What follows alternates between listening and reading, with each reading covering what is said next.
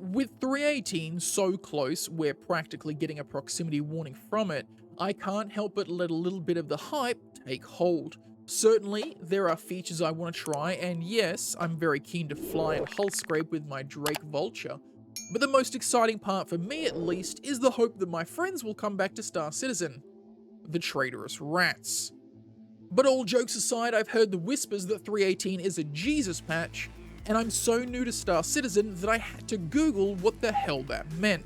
So, with 318 and persistent entity streaming looming on the horizon, my brain has begun the whimsical dance of what if? And that's a dangerous path for sure, because it leaves room for disappointment. Now, I made a video a few months back called Cargo and Piracy, where I just rambled about things I'd like to see. Here's the video here if you haven't seen it. I'll also put the link in the description below. And on the subject of that video, it seems mechanically we might be getting some of the things I hoped for in some form or another. As a fan of cargo hauling, it's going to be an interesting time, as the initial excitement of piracy and the promise of a tangible reward as a result will see many a transporter stopped, dropped, and rolled of their precious goods. And while I don't think time will see a huge drop-off of this updated form of piracy, I am hoping the landscape will adjust in such a way where cargo hauling isn't just a spaceship version of Red Rover. In Cargo and Piracy, I mentioned my hope of seeing an ownership system set in place for cargo bought, and it seems as though we might have just that, forcing would-be pirates to sell their illegally procured 100% profit commodities at no questions asked terminals rather than at the more established and legitimate locations. And while this might not outright stop a pirate crew from taking out your C2 packed with Laranite, it might make the juice not worth the squeeze on a smaller vessel like an Avenger Titan. And thankfully it seems CIG have accounted for this in a clever way by opening up the illegal commodities routes once more. Have a look at my narcotics trade guide here if you haven't already, link in the description below. With a commodity that can only be sold at a no questions asked terminal worth a considerably larger amount than most legal goods, these routes and their runners would in theory make for more lucrative targets, almost regardless of their size, as even my humble cutter with its 4 SCU can be worth close to 50,000 credits.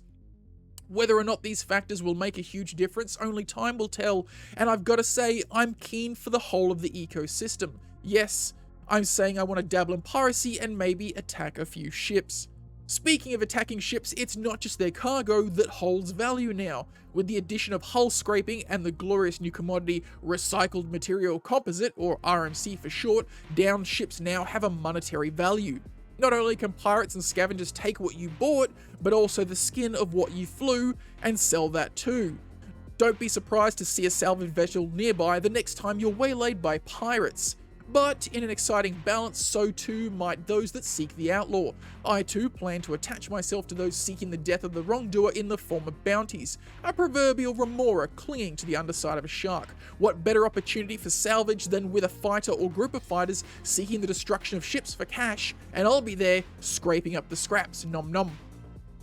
And this might prove to be a rather beneficial and lucrative arrangement, a symbiotic relationship of sorts, as the Vulture can only hold 12 SCU of cargo, so removing that RMC from my hold, because we'll be able to do that now, and handing it over to a larger ship, the Corsair for example, to allow me more room to continue the salvage for as long as a more combat-oriented ship, again, the Corsair with its impressive damage output, can provide me with fresh meat, I mean metal. Don't be surprised if you see me making an easy money video about this in the coming months. And so with these things in mind, I'm very excited for 318. Whether or not it will actually bring my friends back remains to be seen. Maybe I should just join an org.